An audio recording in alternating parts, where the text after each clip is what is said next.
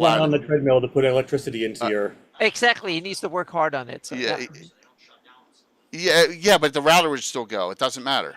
Right, yeah, the router would still go. So, yeah, what a nightmare. Sorry about my apologies, everyone. It says we're live. It says we're Are live. we live again? Yeah, we should be Good. live. Awesome. All right. Yeah, we're live. We're back. Did we lose all that stream of questions? No, we're good. It still stays in chat, so it still stays there. I think yeah, we good. lost the stream like a second before Jay disappeared. Yeah. Sorry about that. So everyone, I have. Can you hear us? Does it sound good on there, Keith? And everyone who's in chat, just say yes, please. I got thunderstorms coming through in Philly, and they're really bad. And so normally we don't have this power go out. So okay, cool. All right, we're good. We're back. Sorry, we're good. We'll get. Oh, it's you don't have to re-put it in for the giveaways. That stays in. That won't. That's okay. So we'll go back with where we were on conversation there. Last thing I remember was thank you for Gary, and then boom, it went boom on me. So we're good.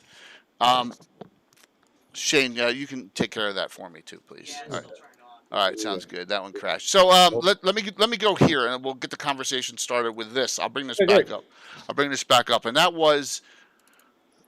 Where is it here? The 3 pillars. Why don't we talk about that? Because I know that's a main thing in your theory and your idea and your whole. And it'll definitely inform everything. It'll inform the art. It'll inform the music. It'll inform the actual play. It'll inform the animation.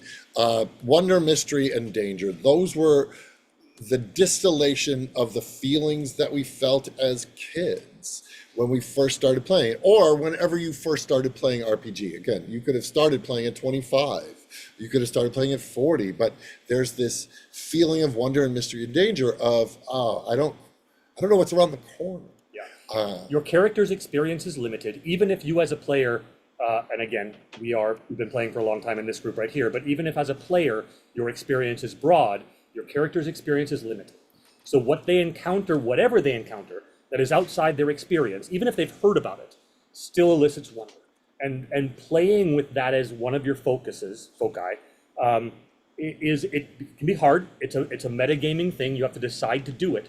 But when you begin to play that way, you also internalize that as a player. Even your character experiences wonder because they have not experienced this thing before, or sometimes it is something they've experienced before, but you can't help. But the character can't help but feeling that in your stomach, and that translates back to you when you make those decisions. And it also informs how the GM spools things out. I mean, we used to just sort of read a little passage out of a book that describes the shape of a room, and whatever your varying level of performance ability is, it asks a bit of thoughtfulness in how you choose to explain the world to the players, so that you make them wonder what's in the shadows. You make them wonder what's over that hill, around that ridge, or around that corner in the dungeon. And when they see it and find it, I mean, the things are breathtaking. Again, if it's outside your experience, it can be scary. It can be breathtaking. It can be all kinds of things. It can be the wonder, right? Yeah.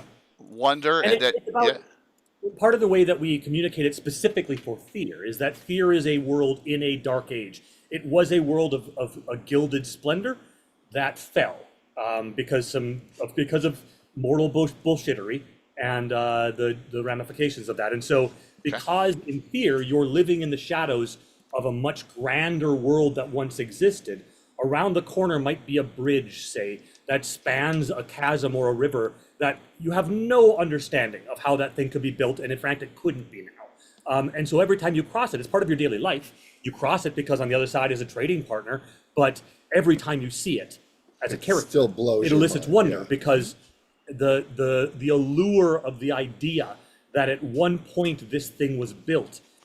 And that's the kind of feeling that we're talking about. That's, and again, fear is very specific in how we do it, but that's the idea. I recently had the good fortune of spending some time in England, and I went to Stonehenge, and David's taken off. I went to Stonehenge, and I stared at rocks. I stared at rocks, and as I stared at rocks, I was gobsmacked at how they did it. Even the people that were giving us tours were like, "Yeah, we don't know how it was built." We got pictures of Stonehenge. Yeah, I got some Yeah. good pictures. You and your wife down there in England, You're right? very prepared. So this is actually Newgrange, and these are the passage tombs in Newgrange that actually are older than the pyramids, Yeah. and they predate Stonehenge. And so that kind of wonder, like, I'm just a kid from Hanover Park, Illinois. I'm standing in front of these things where I go, I don't know what it is. I don't know how it was built, but I'm here and I'm dying to uncover the mysteries of it. Yeah. It was so funny. I saw on YouTube, there's a Swedish archaeology channel that has interesting finds. And I watched a couple of videos because it's interesting from a fantasy perspective too, to kind of see what the stories about old Vikings, and then dug up and they tell the stories. And lo and behold, they had done a dig just like 30 or like 100 feet away from where I grew up, from one of the places I lived where I grew up, because we had a big stone. It was out. We were kids. We were playing around it. It was like a 25 feet big bout of granite block that was the. I thought that was something in the park that the park authority had put up like 50 years ago or something. That was actually put up in during right around what they called the late Stone Age or early or Neolithic, Bronze Age. yeah. Yeah, it was Roman, what they called Roman Iron Age. That was around birth of Christ or 50 AD or something like that. That's when they put up that stone, and they had dug up. I literally lived next to an early Iron Age like fantasy village, and I never realized that. I played there for 10 years on top of that, and I found that out now, and it was like, that's so cool. It's like that rock. I know that one. And then I went on Google Street View and I realized, yeah, that's where they took the picture. I lived there. Yeah, it's such a great example of what we're talking about. I think because we live in this age of constant information, we have sort of two illusions going on. The first is that we understand our world deeply because we are human beings. We are the center of our own world. We believe, because we've got information coming in all the time and from our pockets and our phones and our computers and whatever else, that we deeply understand our world. So the first illusion is we don't. And in a game, your character doesn't either. They may believe they do. Yeah. But the second thing is we live that way. A character who lives without a cell phone in their pocket, going back even to the 80s, has an even narrower grasp of the world. You know, meaning they could be an undead buried that comes up. Right. Meaning I played when I was a kid. I played in an area where there were stuff like that. They were literally graves and all that stuff. I had no idea up until now. I was like 59 years old when I figured that out. And being able to say, you know, there's this rock in the park that you play. Where'd it come from? Oh, I don't know. The park department built it, but being wrong. And that's an important aspect of both wonder and mystery, and then ultimately danger, because they're all intertwined. Is that things that you believe about the world, maybe they're true, maybe they're not. Maybe they're not. Exactly. So that's one one of the parts. I'm sorry. Go ahead. I was going to say, world building wise, meaning what can we expect? Is it coming with a whole kitchen sink setting, elements, ideas, building blocks, or what's the approach there? The lore that we're setting out is the idea is that, and there'll be its own cosmology of how it came to be, whether you trust it or not, as told by dragons. Yeah. The lore is there was once the dragons were the first, right? Then from the dragons came the people. Then the people were protected by the dragons from what we call the shade. The shade would be the dark side, and the ether would be the light side. So the dragons protected man from the shade, said, I will educate you, I will teach you about the world, I will protect you. Just don't touch my eggs. And of course, some humans did, and when they dragons got angry. Once they figured out that the eggs were a source and a font of magic, they started breaking them, and they broke the eggs, and this is what gave birth to the Age of Enlightenment. Then the dragons chose to have revenge, which caused the Dragon Wrath War, basically going, enough, we're going to take you off the map. Or to the best of we can, but now you have magical weapons to resist us. So you will bring in the myths and write about this, and then so the DMs and players can get inspired from it and use as much as they want, so to speak. Yeah. So then from there, what we are now, then once the dragons receded, there was a moment where the Shade were like, you're not protected anymore from the dragons. So then that becomes its own era. So now we are living in the era where the humans, or the mortals, I should say, because it's dwarves, elves, half orcs, half elves, humans, orcs, are crawling out of the ruins of the past, trying to rebuild a society. So rather than, and a lot of D&D sort of feels like Renaissance era, where we're at the height of education, we're at the height of discovery, we're going more Middle Ages. We're going more Dark Ages, when things might not be as easy. Life is harder, it is more of a grind. Most people are farmers and blacksmiths and merchants, and they live in cities, some on homesteads, and are shepherds. And most of the great cities and the great libraries were destroyed during the Dragon Wrath, and it's the idea is a, in some ways, kind of a blank slate world, and the way that we communicate the world building. So I think there's a part of the question is, what tools are we giving to our GMs and our players? And the way that we communicate how the world works is in lots of ways the same way that the denizens of the Dark Age of Fear would receive their information, which is through stories. So we've got mythology stories, we've got more modern stuff, we got epic poems, all of these stories from these extraordinary authors that we're collaborating with. Todd and I are writing a bunch of this too, and we've of course have written the World Bible that will inform our writers. So it's an in-game perspective, so to speak, like an in-world setting perspective. And they may contradict each other. Yeah, and so as story does. Awesome. And you know, an epic poem told by a bard, how much of that is actually real? And if you base your understanding of the world on, let's say, a mythological book that was written 1,000 years ago and has been rewritten in different languages and reinterpreted a bunch of times, if you base your worldview on that, the amount of exactitude in that is going to be limited. And some parts will be real, some parts will be true, some parts might not be. There's agendas in storytelling. A bard is writing a rollicking tale, not a true tale. And so you'll have this collection of stories that give you a sense of the world, but much as the way we're trying to play, it's a sense of the world from the perspective of the people who live there. One of the stories I've been tinkering with is literally told from the point of view of two crows. So they are explaining something to a dying elf.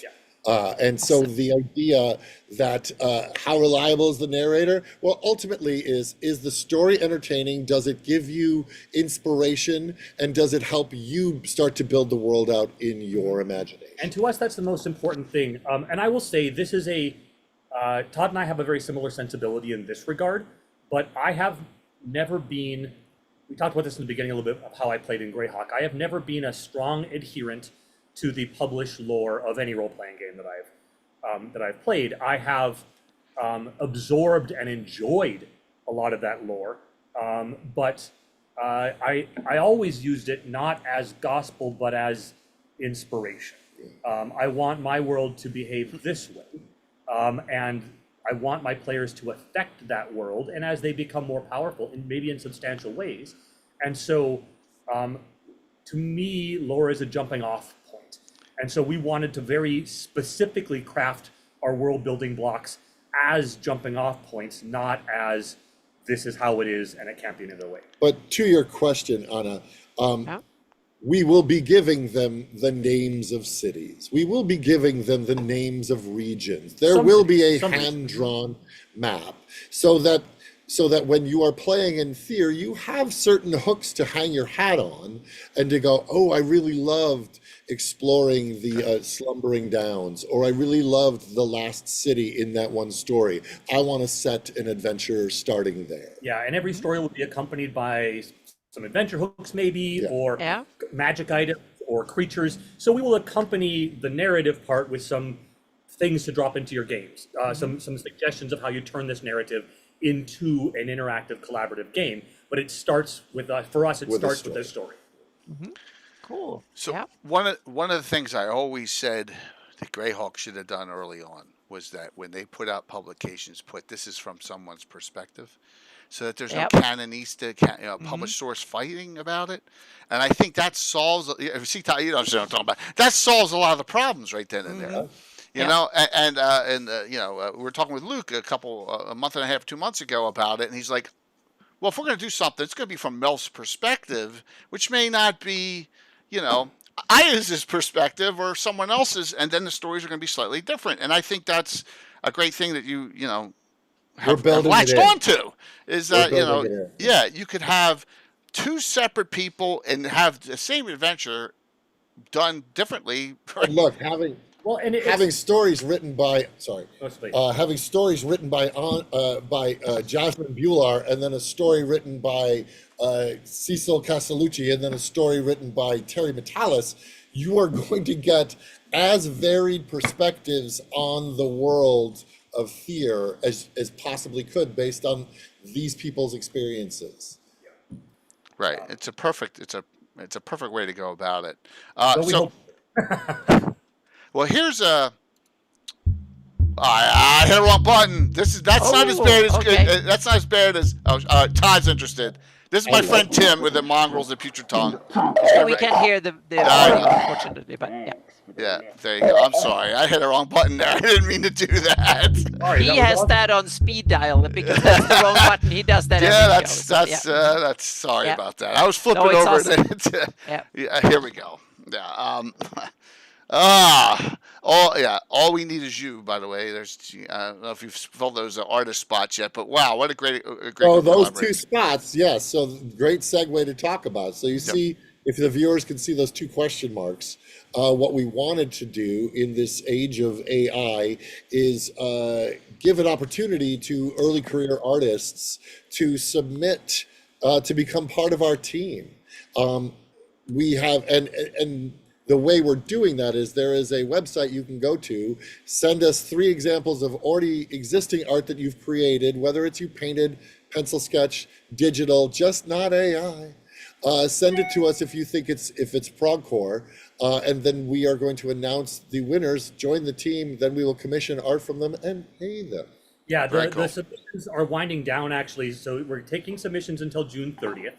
And then we are going to take a few weeks to choose the 2 artists. And so sometime in the middle of the campaign, we'll be announcing those 2 artists. I want to say a couple things about it too. Like, we've got some extraordinary artists that we're already working with. Bob Eggleton, Julia Madalena. Legends. Yeah, amazing. Elliot Serrata, Maya Zelda Maya Devon. Igny, Zelda Devon, Oscar Stashwick, Todd Son. My son. Just some, Awesome. multi-generations of these incredible artists. We may have other artists on board too, but we specifically, like, Phil we're looking Boot. around at our friends, Phil Boot.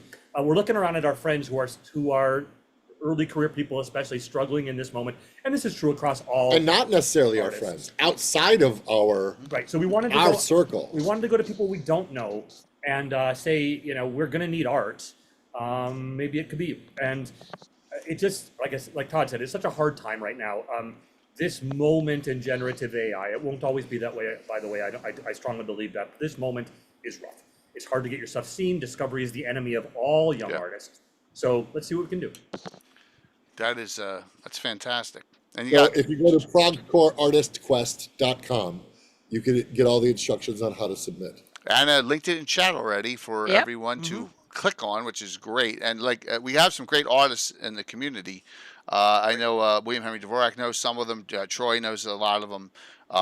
He's a great artist himself. So Yeah, they got there's some good possibilities there for art. A question came from Gary Hoying again. It's like, you guys are creating your own musical scores, and the answer to Yeah, that tell is, us a little bit more about that part, because that's almost unique. Again, Yeah. gaming for me has always been accompanied by music. Like I said, when I was rolling dice in Yes. '79, I was listening to Grand Illusion by Styx. I was listening to Point of No Return by Kansas. I was listening to Yes. I was listening to Ramble On and Stairway to Heaven. So music has been intrinsic. And then that delicious Tangerine Dream score for Oh yes, Legend. Tangerine Dream. Yep. Yeah. And so it was very important to us to make music a very big part of this. And so we had original music scored for the animatic, and we are enlisting Jason Charles Miller, who is neck deep in the community as well as being a ridiculously talented artist. Yeah, look, I mean, we have these opportunities. A big part of this project is the same way we feel about role-playing games. We have so many extraordinary friends. We've both been in Los Angeles for a long time. We have the great pleasure of being friends with a lot of extraordinarily talented, experienced, and skilled people, artisans, craftspeople, and we want to build things with them the same way we want to sit around the table and play games with them. And so Jason, if you don't know Jason Charles Miller, he was the lead singer and songwriter for Godhead. He has been a solo artist for a long time. He's a composer for film and TV. He's written music, everything from more video game scores, but also like teen beach movies. He's this extraordinarily skilled composer, singer, songwriter.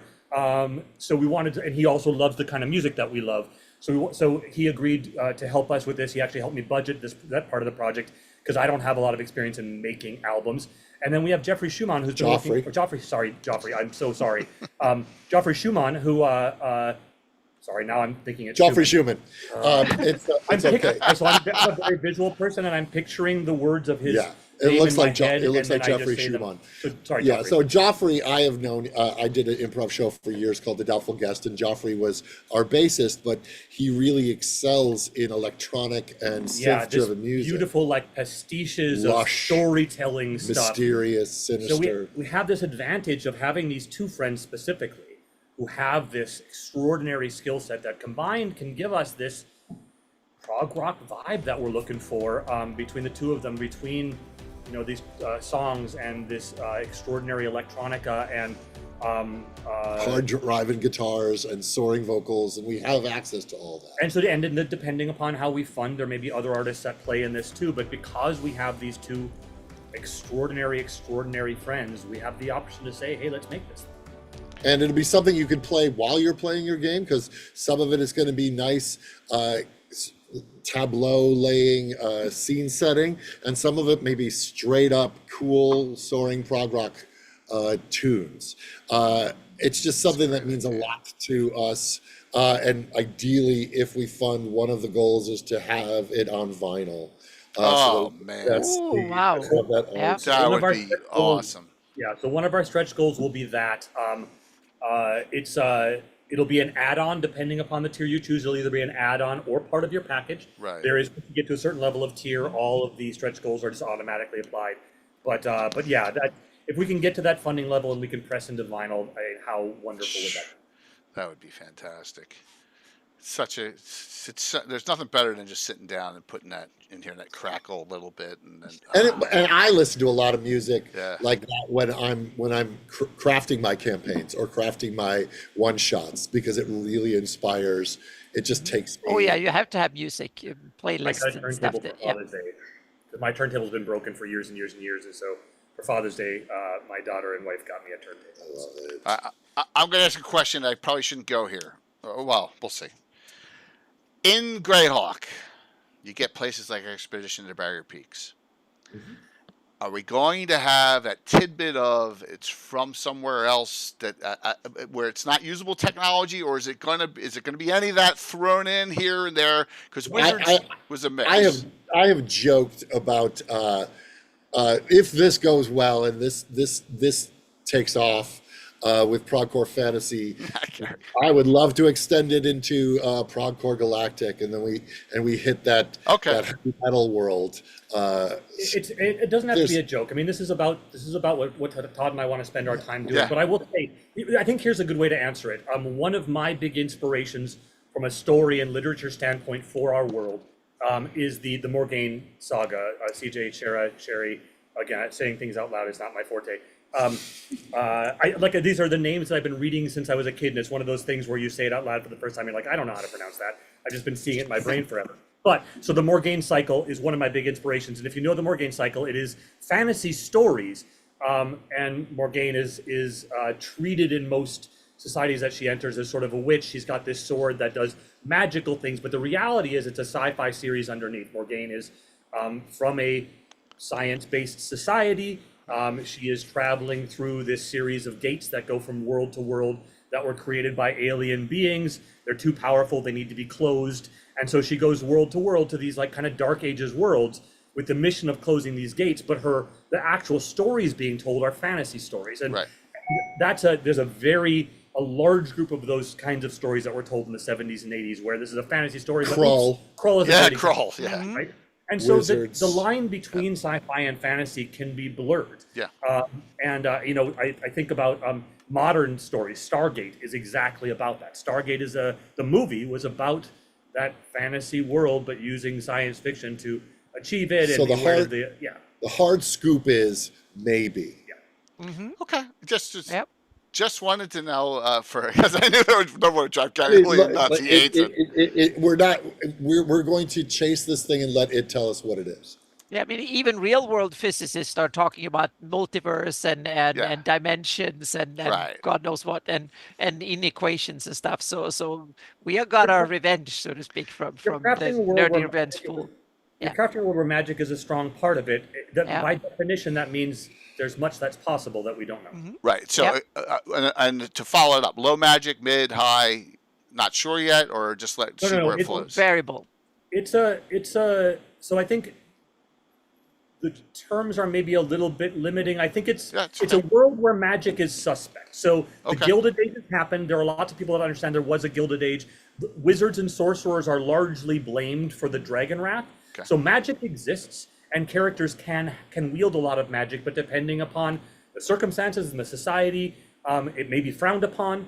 You may get chased out of town for doing it. You may be embraced because common man may not know anything about it. Yeah, and so it's I think we want to make it because it's system agnostic. We want to make sure you can play your games with it, and so. You're playing Dungeons and Dragons 5e. You've got sorcerers and wizards and stuff, and we can help you, understand what that means in the context of our world, and let you use your magic. But the circumstances under which you use it and how people react to it may change in that regard. And the source of magic will be a little different. And I think the answer to low magic versus high magic really is, like anything in the real world, your level of access. Is now we're going to go back into my socialist, David, but is America a rich country or a poor country? Well, it depends upon which block you're standing on. Yeah. Perspective, yeah. And I think the world is a lot that way too. Is it a high magic world? There are places where it feels like that. But and there were times where it feels like that. And magic can be powerful but rare. Yeah, and that's really the deal. It's rare and it's often treated with suspicion. And that all literally feeds back into our pillars of wonder, mystery, and danger. In a world where everybody's wielding magic like wizard school, magic's not very special. Yeah, true. Right? And so I think in order to make things special, a level of scarcity is helpful. And there's lots of different kinds of magic too. And I think, again, this is where our narrative storytelling helps. There's the wheelwright in your small town whose wheels never seem to break. And he may have an innate power that he doesn't even know about. He just thinks he's good at making wheels. And so there's all kinds of levels of magic. There's the town, soothsayer or, tarot card reader or whatever, who's oddly good at predicting the future, who's not actually a con artist, but who may have an actual power that they don't understand, or they're both. And so there's all kinds of mystery in the world that might be powerful magic, or might not. And again, that kind of gray area and the not having a deep and thorough understanding of everything around you, even if you believe you do. Yeah, and I love that perspective from the setting perspective, not from the rules perspective. I really love that, because when I play, the rules is like that's a necessary scaffolding, but it's not the part that drives the stories. It's the player interaction and the fun around the table and stuff. And the rules should facilitate it, should not dictate it, so to speak. And this also goes back into the conversation that you have at your session 0 of how you populate your party. And again, I go back to Lord of the Rings being a big inspiration. You had Gandalf and probably Legolas that had heightened abilities. But everybody else might have been a skilled swordsman, might have been a good tracker, might have been strong with a hammer, or just a couple of kids from the Shire. So that they needed each other and each person's set of skills. But also those kids in the Shire have innate abilities they don't even understand. Frodo can't know that he's going to have a unique resistance to the ring. Ultimately it causes trouble for him, but Boromir just being exposed to it causes problems. Frodo's able to carry it. Sam can be around it. Like, that is something that is inherent to these hobbits that is magic. or is at least an ability Yeah. that they don't even know about or understand. Right. But I like the idea of instead of I've used this example, the Avengers versus Lord of the Rings. Both are equally wonderful forms of entertainment, and you can play a game of Avengers style where everybody is wielding lightning and flying and whatnot, or you can go, wow, these people are up against the odds because their options might be a little slimmer. And so they have to use different skills in order to overcome the odds. And again, I say it, the grit that makes the pearl. So, what is each of yours the thing you're really the most excited for, like a tidbit of something that's coming out with Prog, with Theory? Wow. So I'll start. This is a hard because we've been leaning on this for so long and these stories and everything. But I'll say we're doing a documentary style actual play that I think is novel is the wrong word because I've talked to so many people in my field about this, but it's a different way of doing an actual play than what people are used to, I think. I've been pitching a documentary or a documentary style actual play around for a long time when I was working at Geek and Sundry. I wrote a bunch of series for Geek and Sundry and participated in some of that stuff on camera and behind the camera at the beginning of this era. I've done some stuff for some other companies in that way, and I have pitched at these places. In fact, at Geek and Sundry, it got greenlit and then pulled back a couple of times for money reasons, this documentary style actual play. And it's the reason it hasn't been made yet is it's expensive. It's not the kind of thing that you can do in an ongoing show unless you're really well funded. Here's an example. Yeah. So, I want to make an actual series that where you feel like you're in the middle of it, not necessarily a viewer of it. Something that, the way a documentary can make you feel viscerally about what's happening in the moment. And this is, by the way, I want to make it very clear, not a diss on the way that actual plays are done in general. So many of the people running these games are dear friends of mine. They're so talented. And Todd's. I was in some of the rooms at the beginning. And they've done it. And they've done their style. Happy Jack's role-playing game, which is the earliest actual play I know of. Those are friends of mine as well. This is just a different way of approaching it, and I'm really excited, assuming we fund, to finally have the money to make something like this happen. And people don't realize how expensive actual plays are. You do, of course, but a lot of lay people don't realize how expensive actual plays are. And it's not about, for what we're doing, not about building big sets and having excellent costumes and extraordinary minis, although we may have some good minis. It is about the camera work, the editing, the technology to be inside of the moment to preserve the vibe of playing, and then all the post-production that goes on with that. So that we, as the players, can forget about the camera. Can live very naturally. I want when something happens in the game that either shocks or inspires the players to see the person who's standing at the snack over here at the bar where we get our drinks and have snacks, to see their reaction as they turn back around. I want to be able to see that. I want people to be able to get up from the table and nervously pace as we're meeting something out, and for the cameras to be able to catch that. And that's hard. And so you have to stick out a game room with 20 GoPros in every angle and then edit afterwards. Yeah. David, my Thursday night stream is me playing with my friends the game, not a theatrical presentation. But I can't capture all that because I have 3 cameras and they're stationary. So exactly that. And so I've been pitching this for a while. We haven't been able to afford to do it. It's got greenlit a couple of times and then the budgets fall apart. So part of the project for me was raising the money to try to do this. And hopefully it works. And if I was going to, the thing that really gets me excited, and it probably goes back to what lit the fuse for me, is the animation. When I get giddy about it because I've already seen the potentiality of it, and I get to work with my son. So the idea of going, wow, we have the opportunity to tell a story in Fear in the style of animation that got me interested in playing D&D in the first place, with the score by Joffrey and Jason Charles Miller, with all of this talented animators that we have access to, and then with the writing by David and myself, that is very exciting to me. I think there's a lot here. I think when I was first learning that I was going to be a writer and an actor, right? And I don't want to speak for you, but we've had some of these conversations before. There were things that you imagined for yourself. I think for a lot of us of our generation, it was having an action figure. Like being a Starfleet captain. Yeah, like Todd has action figures now. Like there's what's the company just one. But what's the company that's making the Captain Shaw? X06. It's. I mean, I'm so excited to do horrible things to your action figure, but That's but awesome. there's these dreams that we have, and being part of an animated fantasy, whether it's a short or a feature or a series, that's a dream that a lot of us kids had, right? So Yeah. I wrote a web series. My first web series is called Gold. We did this in like 2007, 2008, and it's about like a dark comedy, like a dark sports satire, but the sport is essentially Dungeons and Dragons, and the characters are professional role-playing game characters, which at that time was a joke. I mean, but it's a joke born of my childhood. What if we could just do this for a living? Just play the game. And here we now are. We are in an era.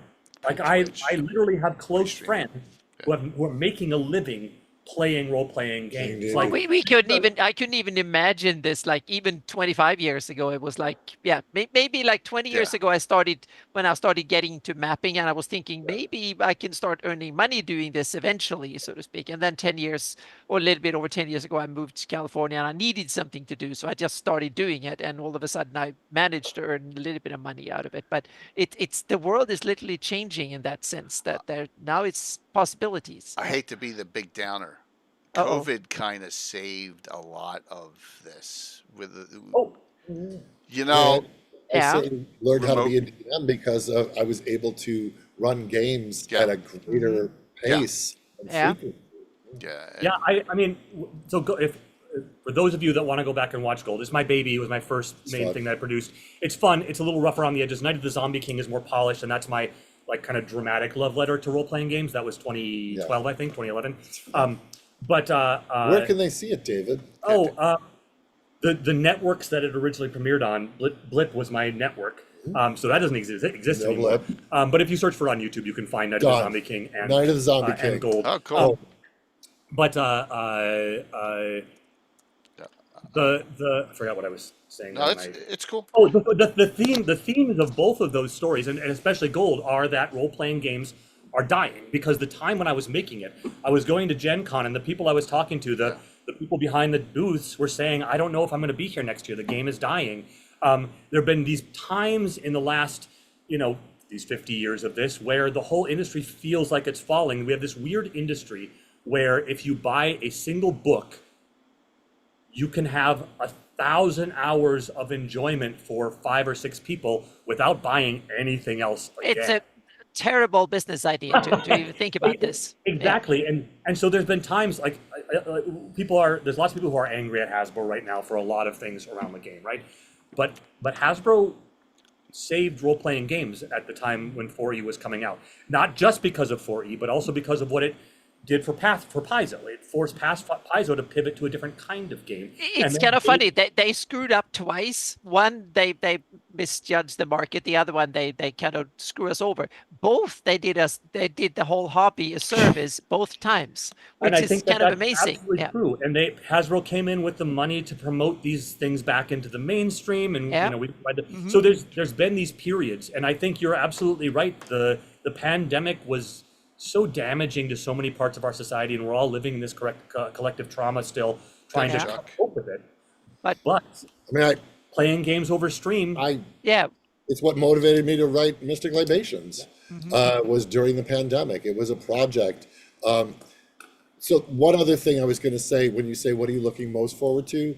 Please. There's part of me that goes, I can't wait to see people doing their live stream games Prog Core Fantasy style in the land of Fear, based on having got our book, got our music, whatever, and they go, you know what, I'm going to start an ongoing stream in this game, in this setting, in this style. That's exciting to me. Sure. To go, wow, to give something and then set it out into the wild is exciting. And I think there's a very real, and I think everybody feels this, but it's really palpable for those of us here in Los Angeles who are creatives.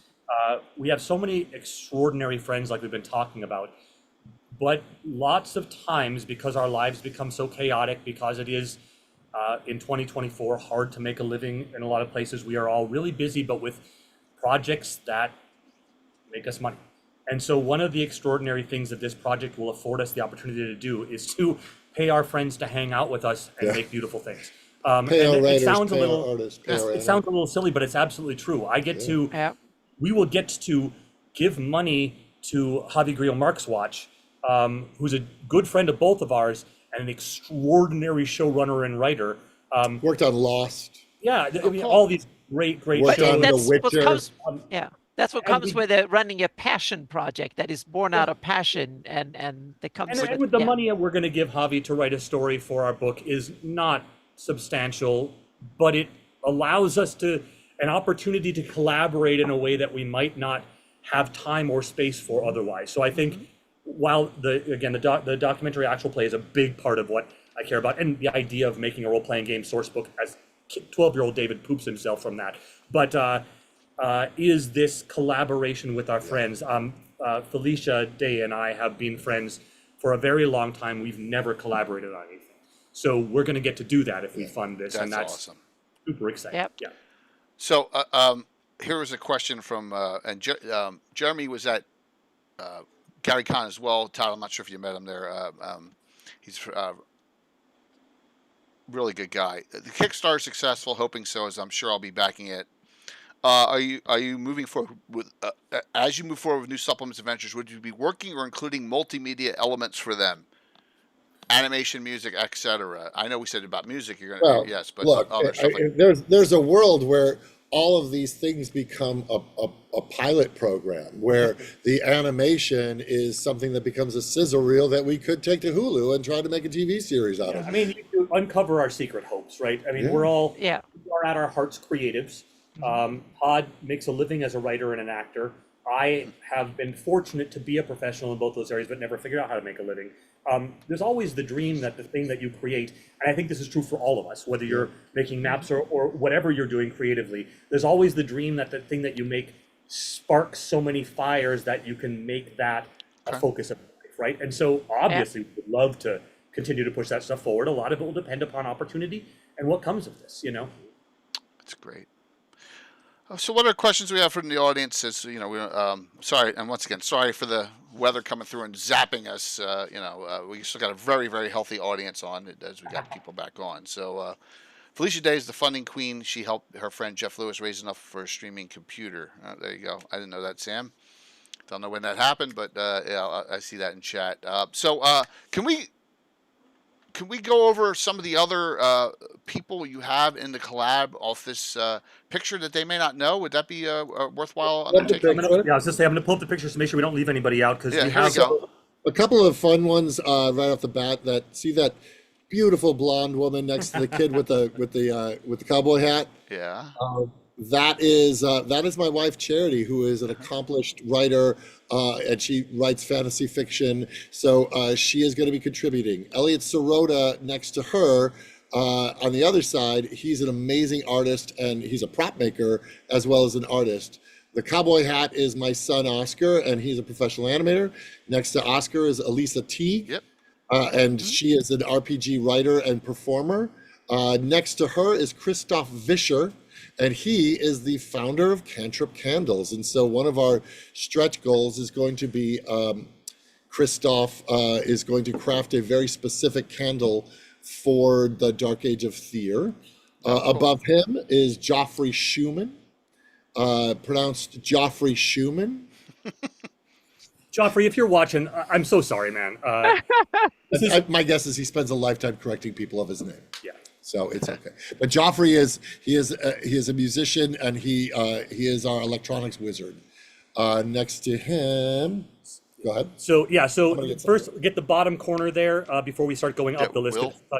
So the very bottom, we've got Brian Ward in the bottom corner. Brian is a dear friend of Todd's and mine, an incredible director and writer in his own right. He makes he works for Shout Factory primarily, although he does a lot of other stuff too. He makes documentaries for DVD releases. And so he's going to be directing our documentary Actual Play, among a whole bunch of other things. He shot our Kickstarter video and has been editing with me a bunch of stuff. So, and then next to him, of course, is Will Wheaton. I don't think any of us have to describe who Will is, although I will say Will is really important to me for a handful of reasons, and I don't know that I've ever said this to him, but I've said it in ways that he could know it if he watched. I don't know Will very well. Todd knows Will much better. I have met him on a couple of occasions. I wouldn't say that we're friends, we're maybe acquaintances. But he was really important to me in the early days, I would say early blogging days. We didn't even have a word for it at that time. When he first made his willwheaton.com website and started talking about how you can move through the world with kindness, that was really important at a time in my life. And so anyway, so working with Will is a big deal to me. Then we go up the frame here. So I don't know. Above Elliot. So above Elliot is Mark Bernardin, a friend of both of ours. I knew him originally through my wife. Todd's known him for a long time. Accomplished writer and podcaster with Kevin Smith, and he currently did Neil Gaiman's the adaptation of Neil Gaiman's Anansi Boys. I think drops next week. Yeah, he just did it in comic book form. Mark is a talented guy, and he also did an actual play with us that David ran. So he's going to be doing some story work with us, and he's in the actual play.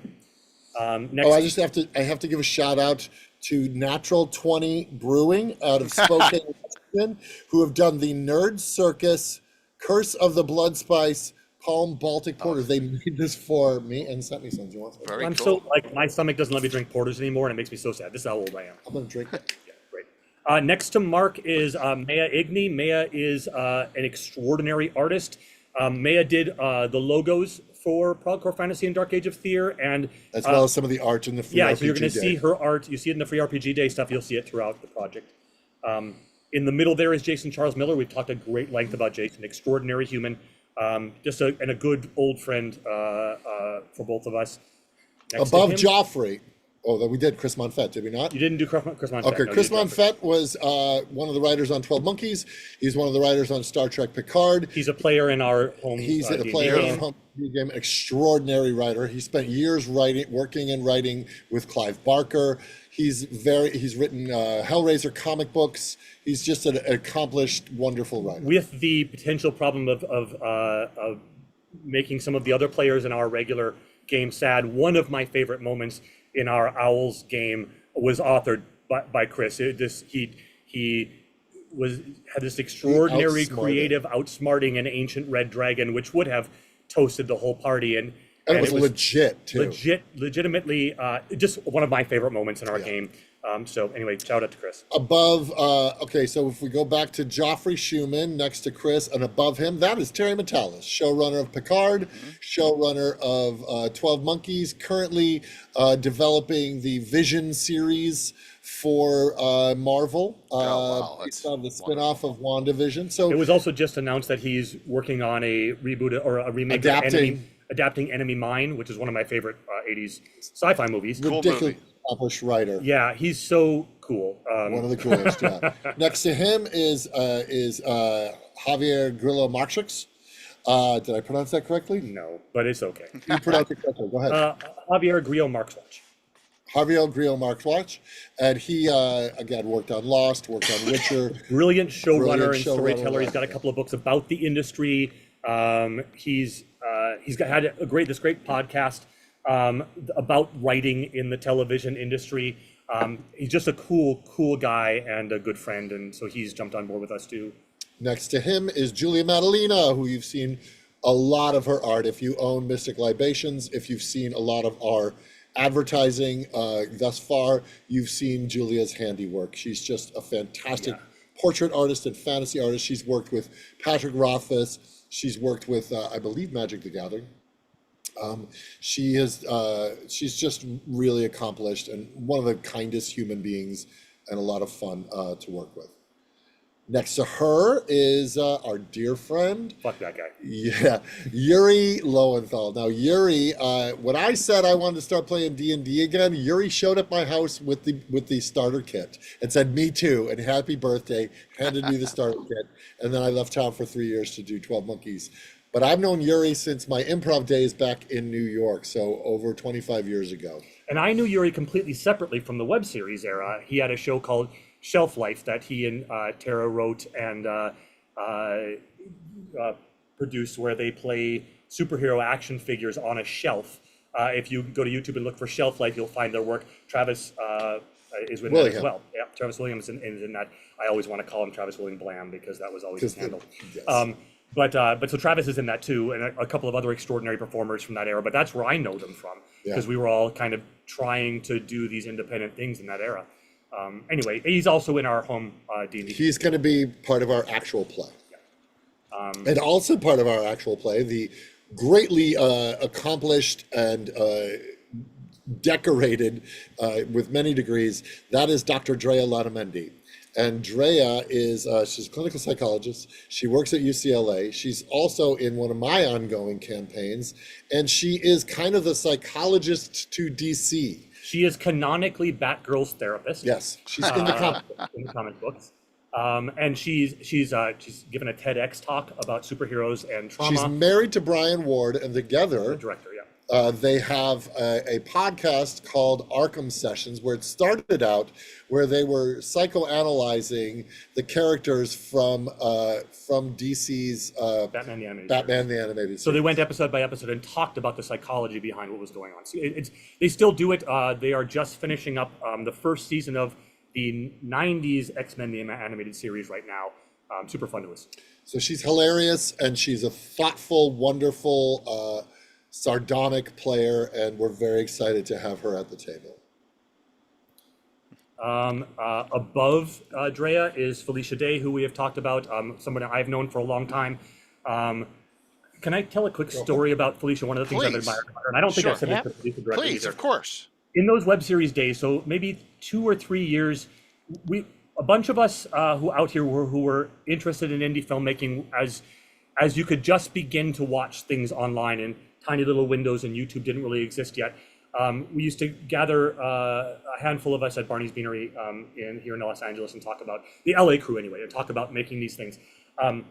Felicia for the Guild dropped while I was shooting the pilot of my series, but could shoot to a couple of years later when people are trying to recreate the massive success that the Guild was. Felicia used to give a lot of talks around town here and of course at conventions about doing the thing that we had done. And one of the things I admired about her so much, it is really easy to have success and then claim you are an expert at making success.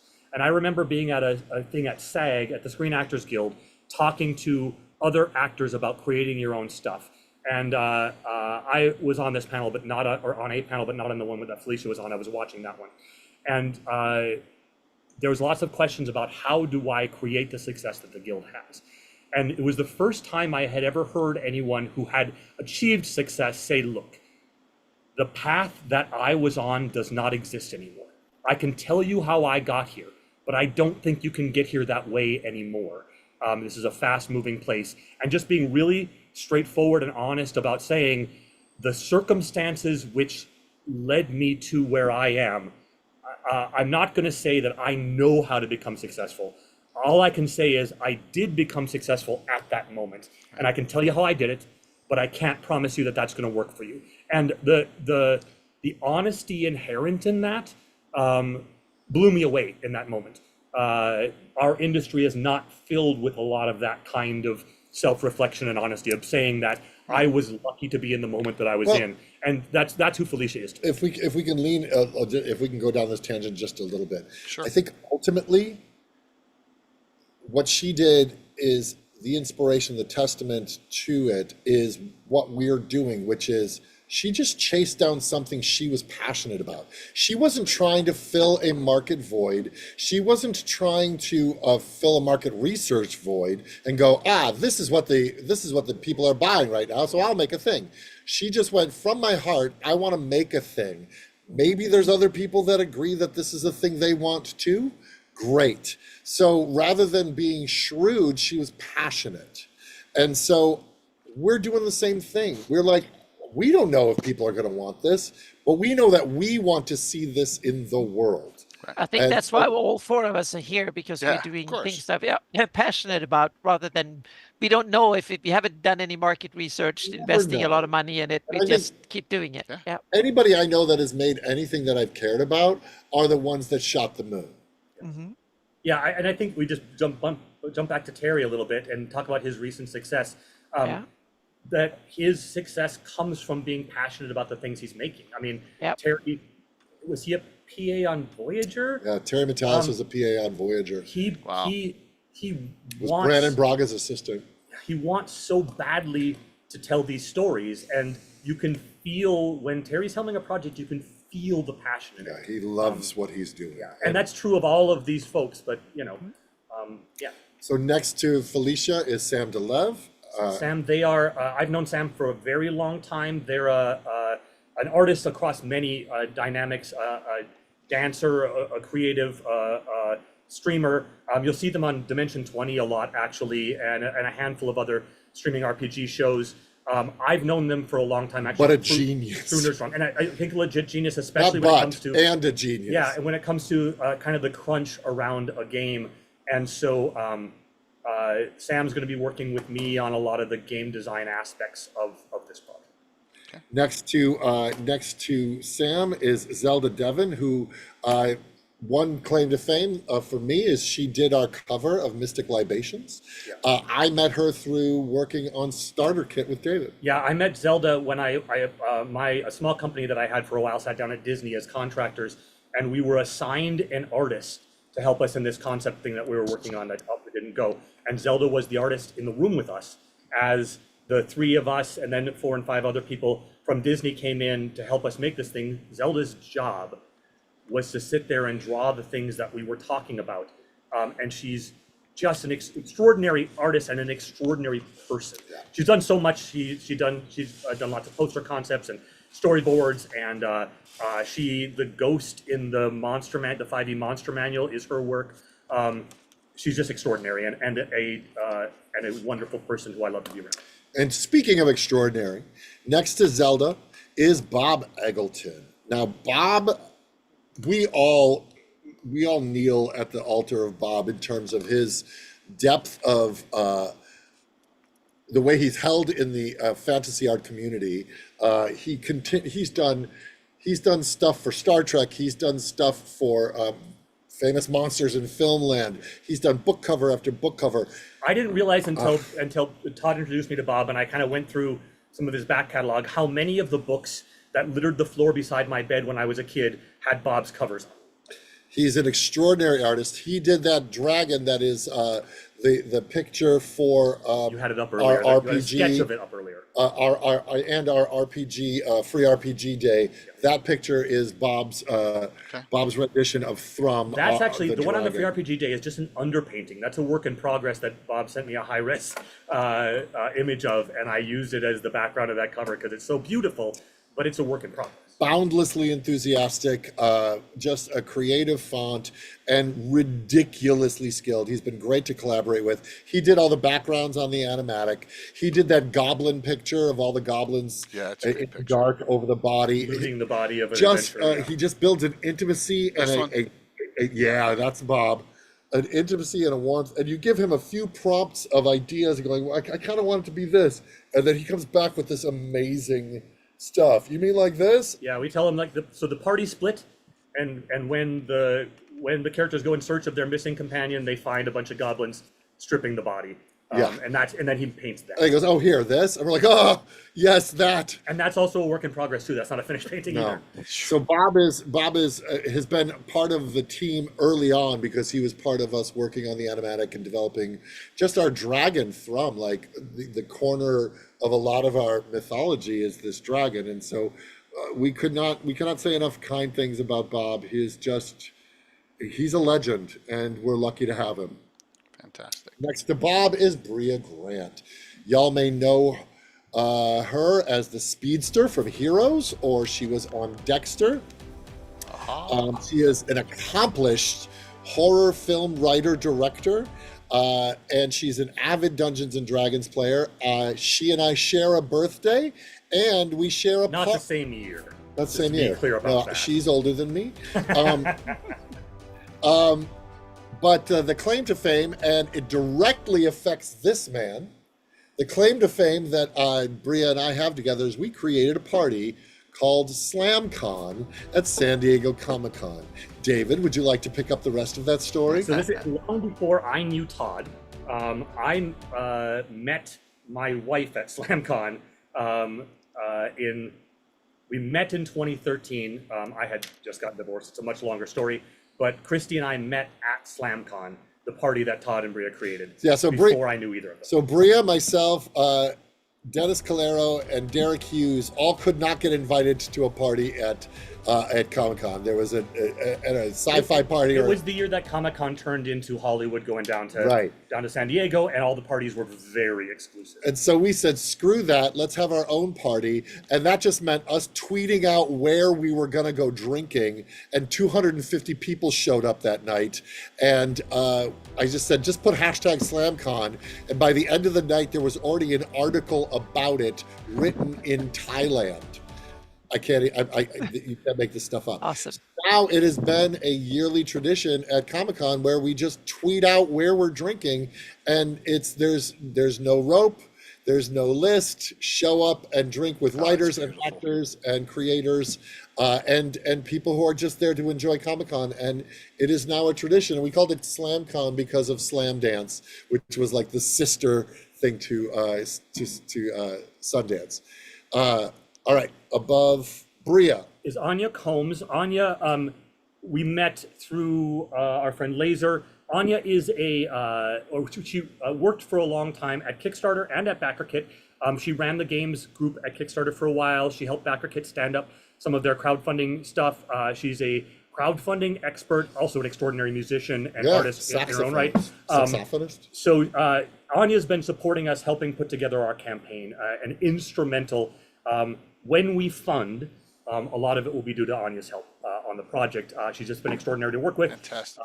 It's like I think this is probably true of most all of our collaborators, but Anya's so cool, and I feel weird around her because I'm a weird little basement dwelling Dungeons and Dragons playing nerd guy, and Anya's like legitimately cool. Like, she's very cool. Yeah, it's how I always feel when I'm around Jason Charles Miller. I'm absolutely at ease around her, but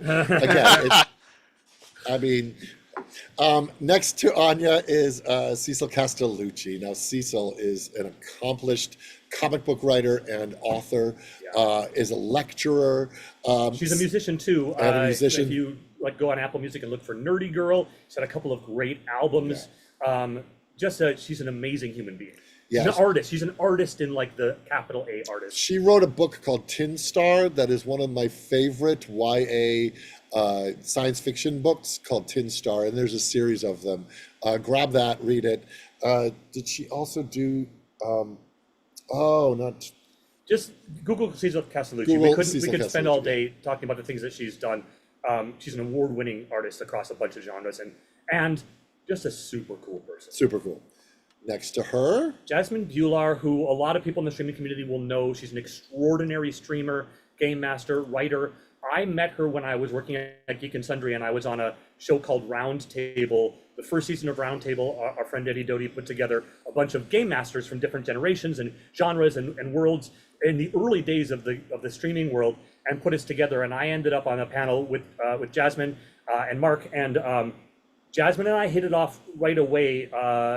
Mark Holmes also is a great, extraordinary guy, but Jasmine and I had like big brother, little sister energy really fast.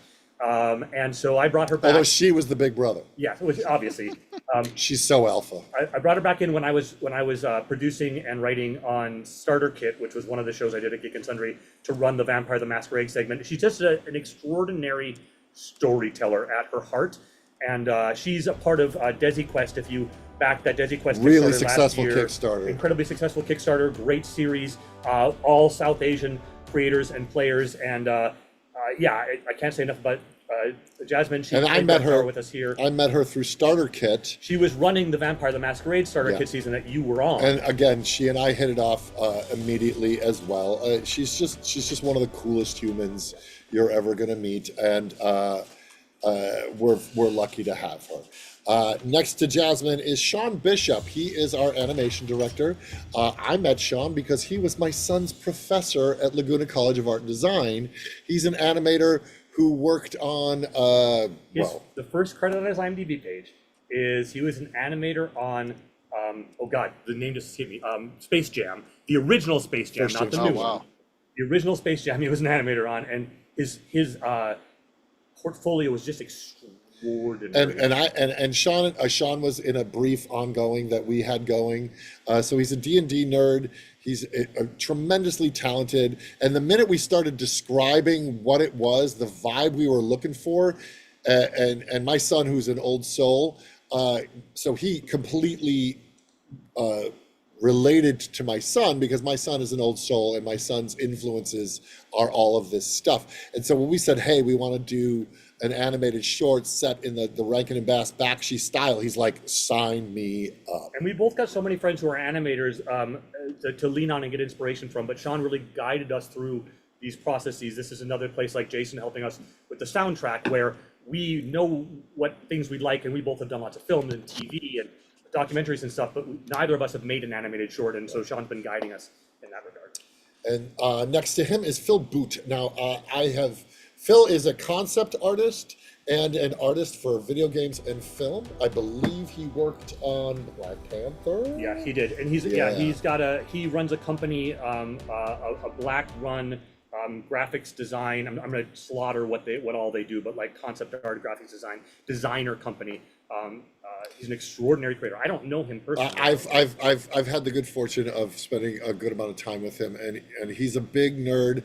And when I approached him with this project, he immediately grokked what we were going for, was very excited to lend his skills.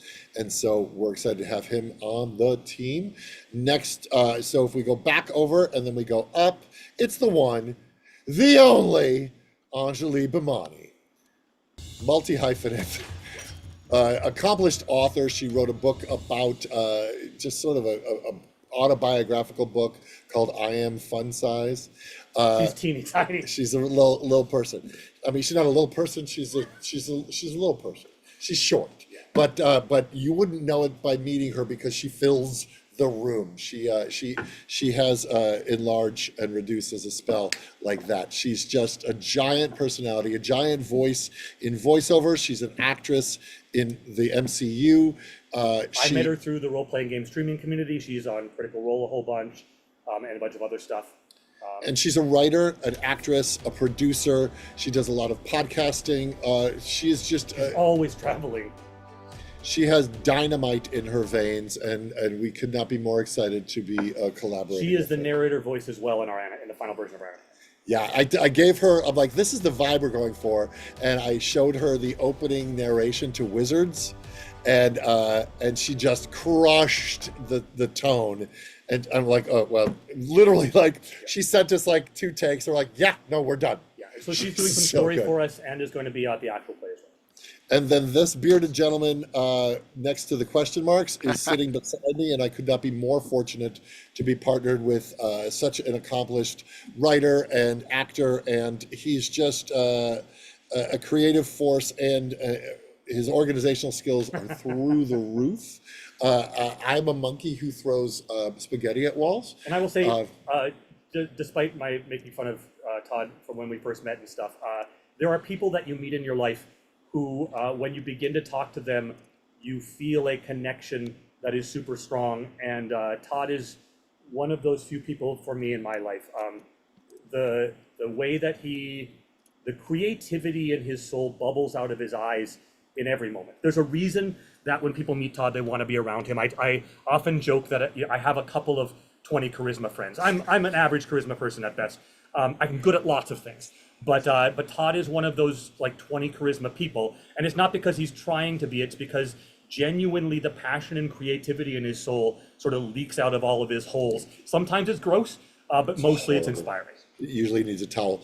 I appreciate all of that, and ultimately, it's I'm spending my adult years living the childhood of my dreams, and I could not have a better partner in crime to be children with. And as you saw, we've assembled fellow children who are also ridiculously accomplished in their areas to join us in this quest. And I will say, much like playing role-playing games around the table, the best time that you will have, whether you're making movies or making TV or making documentaries or writing stories or whatever creative endeavor you're doing, if you can surround yourself with people who you genuinely love and respect while you're doing it, there's nothing better in the world. I've made so many independent films. I ran a theater company for 15 years. I've collaborated on so much art. And when you can do that with people who you love and respect, there's nothing better in the world. That's how you spend a life. You know, one of the quotes on my, because I have a table through the Weathered Dragon, crafted a table, but one of the quotes that I have on the inside of the table is existence, the physical universe is essentially playful. And I do believe that the meaning of life is to play. It is why we feed ourselves, clothe ourselves, shelter ourselves, keep each other safe, keep each other healthy, so that we can play. And that is the celebration of consciousness, whether it's RPGs, whether it's fly fishing, rock climbing, cooking. What's your jam? I don't care, but that is when we use the phrase, it's what I live for, that's what we mean, because it literally is what we live for. So surrounding myself with the people that I want to make things with, and the journey to go on to make it, because that's the work, that's the life lived, is us making these things together. The end result, the product that we will then sell to people, will come through the joy and the struggle and the process and the playfulness that we bring to the project. And if we take this all back to role-playing games, when I was 12, I was at a science fair. I won an award at the science fair, by the way. I just want to make it very clear. Surprise. And the guy next to me at the science fair was a year older than me. He had recently moved to the tiny town I grew up in, tiny town of 800 people. The science fair was at a bigger town nearby. While we were there all day at the mall, the Dakota Square Mall in Minot, North Dakota, with our science fair projects waiting to be judged, we got to talking, and he invited me to play Dungeons and Dragons with him and his brother and their friend. And that guy's name is Jason Gross, his brother Jeremy Gross, Brian, those became my people. I hadn't found my people. But not only did those become my people, and they are still my dearest, dear friends, they opened up inside of me the thing that I wanted to spend my life doing. Through play, through collaborating together on those stories, I learned that I wanted to be a maker. I learned that I wanted to be a writer. I learned that I wanted to be a performer. I didn't know what shape those things were going to take yet. I was 12. I thought I might want to be an animator at that time. But that collaborative creation with friends around a table, whether it was in my basement or in Jason and Jeremy's kitchen, were the sparks of who I became as an adult. And it takes it back to the beginning. All of these creative things we've done, for me, this starts with these things that ultimately, Gary Gygax and Dave Arneson created. And so I remember after our panel, just sort of a little coda. After our panel, we were standing there with Jason and Anjali and Julia and Brian and David, and I looked at them and said something that was said to me with another group. I went, "These are the good old days. Just us at GaryCon, talking about this thing, playing games with our friends. This is the stuff that counts." Just sitting around having a drink and just chatting up the past and just memories. There's making new ones. Yeah. There's such beauty in the ephemeral. Yeah. And it doesn't dismiss streaming games or anything that people are watching you live, but there is beauty in a shared experience that 4 or 5 or 6 of you shared that can never be really recreated. There's nothing like the phrase, "Oh, you had to be there." Yeah, and for our documentary actual play, obviously we're documenting it, but trying to create that sense, It's exciting, and I can sense just by the amount of discussion that you were both, and you're just fervent. No, I'm being I'm trying to be complimentary. You're fervent, you guys are so into this, and that makes it exciting for all of us. So I've been watching the screen as we do this, and you'll see Todd and I both lean forward. I know. And then we realize we're still on the screen, and we have to be like, okay, it's okay. So, if you don't know, and I've linked it multiple times, here is the shout out for the to go get announced for the Kickstarter. I've linked it in chat, and then let me go to the actual Kickstarter front page so you all know where to go, so we can get there and we can get the So, please, I am. What is the? You're going to have some early bird benefits. I know as we wind down here, if you can discuss what they may Yeah, be. so 4 of our tiers have early bird specials, and it's typical early bird stuff. So 4 of our tiers have a slight monetary discount. Okay. And then you'll get some signed stuff from me and Todd at least, and whoever wanders through the Nerd Lair who will sign stuff as well. But at least, and the important signature, of course, Todd. But my signature's cool. But yeah, so all early birds will get that. There's a limited number of those across 4 of our tiers. So if you come in and pledge right away, you get some extra stuff. Yeah. And you help us gain momentum. I mean, there's stuff for you and then stuff for us, because we all understand in this day and age that crowdfunding projects, the momentum you can build in the beginning is really important to how you finish. Yeah. And so if you come early, we give you some extra stuff, you give us some extra stuff. Fantastic. Really looking forward to it. Just in 2 Yep. days. So good to hear, Chuck. So another thing. So Chuck and I were talking beforehand. He didn't know if he could get even in chat on time. So in order, Todd, to throw you a carrot, maybe, or because of Chuck's and Troller Games' love of Deacon, he wanted me to offer this to you, and that is they're in the middle of doing their new Kickstarter, because they're converting away from the OGL all of Castles and Crusades gaming systems. So Chuck will be, once the Kickstarter hits, we'll be sending you the complete rulebook, screen, and adventure to you for Castles and Crusades, to see maybe if you'd Suck on that, Nett. Tell you, you play 1 Starfleet captain and 1 time traveling scoundrel. People said you lovely things. Oh, Thanks so much. There's That's very an unnamed person who at a recent convention said, "Oh, you're Star Trek? Let me send you a bunch of stuff." Well, that's really kind of you. Yeah. Again, all of this stuff is so it's very sweet, and it's and I'm humbled by it, and I will devour it. it's if you great send stuff. stuff, They just sponsor know- me. They're great. Yeah, go Whatever ahead. you They are want, great, and I'm they gonna don't rub it all sponsor over me. my body. Yeah, he'll just rub it on his body. All over my body. And Very selfless sweet. promotion here. My Free City of Altamira publication, Troller Games. So there you go. Wonderful stuff. They're a great company, great people. So what would you like to say in closing here? And we can do some more shout outs if you'd like, or How many anything more else. words? You guys have killed it. I don't know how to say Be a much. little faith. No, Just join us on the adventure. It's Yeah. gonna be. Look, it's gonna be cool. Like, I'm excited because we are gonna make something that we want to see in the world, that we would purchase, that we would be inspired to have in our collections. So we're gonna see to it that it is worthy of being in yours.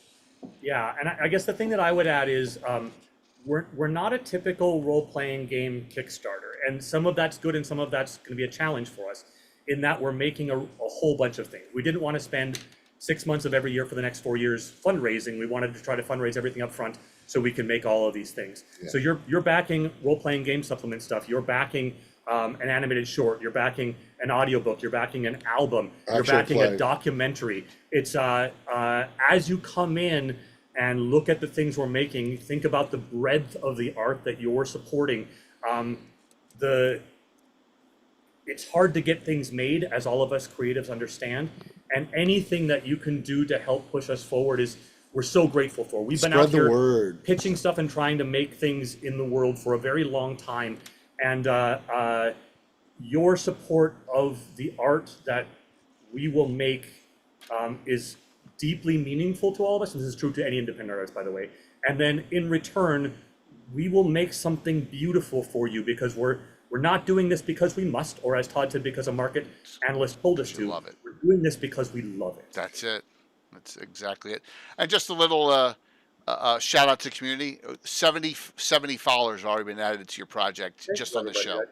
It's over Thank you. 10%. Yes. So the community really is really excited about Jump it. on there, and what you got to do to really to show us your love, jump onto the project and click the notify me when. Yep. Give us put in your information, and then you will be notified the minute we go live, so you can get in on those early bird specials. It really helps us to know how many people we're reaching before we even launch officially. So that would help a lot if you went to progcorefantasy.com and signed up to be notified. Fantastic. And you will, and if you haven't been on Kickstarter before, you can just log in there as well and put in all your information and click saved as well as another, just so you're ready to go for when the Kickstarter starts. And it's important to know, because there's a lot of people that we're reaching that haven't backed games Kickstarters or haven't backed a Kickstarter at all, and that's amazing if you can come support us. And we should remind you, because we take some of these things for granted, when you pledge to us, we don't take any money from you until we succeed in our campaign. Yep. So you don't have to like worry that you're going to drop us some money and we don't make the thing. You won't be dropping us any money until we've got the money we need to make the thing. And I want to assure people too, because we've got a pretty high bottom bar and we've got a broad project. All of the things that we are making are things that we and our collaborators have made before. We know how to make these things. Yeah. One of the great things about being out here with these collaborators is we know how to make stuff. We've all been independent creative artists. We make things on small budgets. We can do this. And there was and this is probably the wrong crowd to say this to, but even if you don't play RPGs, this is something, if you're a fan of fantasy, you will enjoy the book. You will enjoy the candle, you will enjoy the music, you will enjoy the actual play. It'll be entertaining. So even if you're not a tabletopper, which I don't know why you'd be watching this stream. Yeah, I was going to say, I don't think that's the wrong crowd. All of us are into but I mean, this. they tune in because this is a Greyhawk specific. Well, they're tuning in for you guys. So I guess as you go out into the world, if you want to spread the word and you have friends who aren't tabletop gamers but are fans of fantasy, say this might be something you would dig, especially if you're a fan of fantasy in the late 70s, early 80s. From minute one that you discussed this with me at GaryCon, Todd, I thought it's an absolute home run. I'm just so happy you both have come on. Another quick shout out. Brett and Curtis have said many times, he's got the shirt on, because, they coordinate Tower of Gygax, so thank you very much for wearing I represent. that. I take care. I'll put this out there. I got to throw my weight around a little bit more than I am. I'm a top 20 D&D channel. If you want to, since GaryCon, I've been adding in guest DMing appearances, running whatever game system, whatever campaign they've wanted. I've had all sorts of things. I've had superhero games. I've had all sorts of stuff. If you want to do that at some point, time and place you're choosing to promote, more than happy to do that for you. Thank you, pal. Yeah, of course, anytime. Anytime. Let's... Anna, you and I can skip the shout-outs. Oh, yeah, we can skip it. We do it Wednesdays. So, I just want to share one with Todd and David, and that is I'm doing my first historical scenario, 24-hour stream. I'm insane. 24 straight hours coming up July. Wait, you're not streaming the 24 straight hours. hours. I am. I'm streaming and DMing. For 24 hours, you're going to DM? I'm DMing. I don't want to call you a medical support team. So, and most of these people you saw at GaryCon, Todd, I'm DMing 3 events. Oh, so then it is cocaine. Okay. Yeah, 9 p.m., then 9 a.m., then 3 p.m. with talk shows and all sorts of things in between. It's running 24 straight hours. July 12th and 13th. Friday night, July 12th through the 13th. Congratulations. That's great. It's called The Hateful Wars. It's based on published lore from 125 years ago. Tommy John Kelly wrote a book about it, wrote a novel about it, and had locations in my campaign in that book. Awesome. And so we're going to do that. And, Ed Greenwood's playing, all the Darling's playing, Bones is playing, all the people you met at GaryCon. You met Little Bird, you met Coco, you met Curtis and Brett are playing in it. We got a whole crew. I'm missing a whole bunch, like 25 guests. Owner, Raz, and Fitz. I love that everybody's names. I mean, Greenwood aside sound like trucker handles. Yeah, well, most of them are ladies, actually. There are lady truckers. From BJ and the Bear. So yeah, Have them on absolutely. these truckers? Come on. Shame on you. But I just wanted to share that with the community that's coming up in 3 weeks. So yeah, Amazing. Amazing. yeah, Congratulations. and then we got Mike Schley on about the Grok map the day after that. Love so it. Make I'll be, sure you eat. This is David the trainer. Make sure you eat during that time. Hydrate. Hydrate, yeah. Gotta try. Keep your energy up. Catheter. A catheter? Well, yeah, we can talk about that off camera there. I have my hydro pack here. There you All go, right, good. last Good. call for the Troller Game giveaways. 5 of them, so get it up, and I'm gonna rapid fire these. 225s for the first 2, and then 3 10s for the next 3. So do it, and we'll do that real quick, and we'll get out of here. Wow, I hope you both. Sorry about the weather too. That was ridiculous, man. I'm Yeah. upset, but Yeah. me and my therapist. And I've already purchased my GaryCon badge for next year. What? Platinum. Very exciting. Yeah, so hope to see you Nice both. to know. That'd be great if you could have your entourage Have a little come. Prog core thing there next year. Huh? Yeah, I mean, I had this year was my first GaryCon, and I had so much Yep. fun. It's my new favorite convention. I told Luke. Oh, good. Yeah, Yep. it's true. It's my favorite. It's gonna continue to be a blast too. We had like 50 people from the Growl community there this year. We're gonna try and surpass that next Love it. year. I love it. Yeah, let me shout this out real quick, then we'll get out of here. It'll take 10 seconds here. Ready? You commands, giveaway. I'm talking to myself. It's like I'm running a stream or something here, Anna. I don't know. Yeah, Yeah. you do that occasionally. Yeah. All right. So here we go. First winner, Yosemite Mike 123. That's a new name. $25 Yeah. winner. Keith RoGR won. Second one, the $10 ones. Josarius winner. Lando Lando. winner, and Arvados all the way from New Zealand winner. So there you go, 5 winners there. Sweet. And thank you both. You're Yep, welcome back thank you. anytime. Great. Thank you. This Discuss was anything. So deep. What a deep dive, and thanks Yeah. for giving us the platform. Of course. Yeah. Thanks for not falling asleep while we were. No, this was like It was This good. was wonderful discussion. We'll see you all Wednesday night, and thank you, Chuck, for saying those kind words about Todd. Thank you for the giveaway to Todd. I'll get Thank with you you to so much, coordinate. man. And let's keep a communications channel open. We'll see everyone Absolutely. Tuesday. Thanks, Click everybody. on that Kickstarter and give what you can for it, because it's going to be wonderful, unbelievable content for you to utilize. And I guarantee you there'll be some stuff. If you're a Greyhawk purist, I guarantee there'll be some stuff you can Oh, sneak yeah, into there will your be Greyhawk this- setting too. yeah. If you wanted And to. we can run a show you know? later and see how you can implement this in Greyhawk. Yeah, too. there's all So, sorts of yep. things you can do. So, Yep. but we're looking forward to it. So let me. I'm going to hit the wrong button here. Am Yeah, I? and see you Wednesday for Legends of Lore. Legend of Yep. Wednesday night on the evolution of the Greyhawk map. See ya. Yep. See you Wednesday. Awesome. All right, let me set the rate. We're going to rate the Darling Creep Show Todd's bartending companion there, as she is going live doing some crafting tonight, I believe. So she's actually painting. So let me get that rate set up real quick here. It'll take 10 seconds, and we're getting out of here. So you guys got 3 hours. You and Anna still have 3 hours of the day left, more than I do here. Oh yeah, I've been out knocking on Here we doors go. all morning. and I'm I just want to busy. share something Now with you, Todd, in a second once we go offline here. Yep. And I'm 5, just walking. 4, 3, 2, 1. Let me hit the What's the Ring Now button. There it is. Say hello to Darling. We'll see you Wednesday night. Bye everyone. I know. Bye, everybody. Awesome. I think that's filling the screen. All right, that was awesome. Yeah, Todd, just